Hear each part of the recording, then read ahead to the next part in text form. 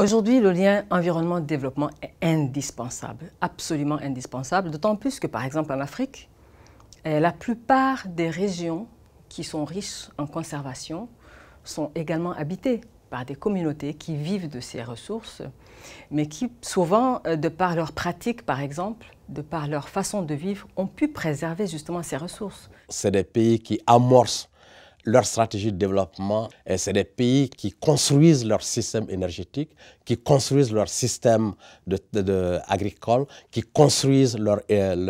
urbanisation. Beaucoup de responsables africains disaient que le climat n'est pas du tout un problème africain, c'est un problème des pays industrialisés. Et avec les travaux du FEFEM, avec les réflexions menées par le FEFEM, avec quelques actions sur le terrain,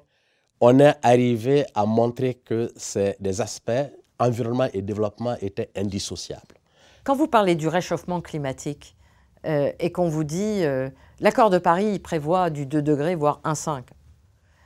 2 degrés, à l'échelle mondiale, c'est 4 degrés dans le Sahel.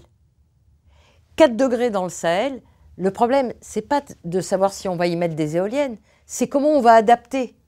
l'ensemble des écosystèmes pour que cette zone reste vivable et que vous puissiez y avoir encore des gens dans 20 ans.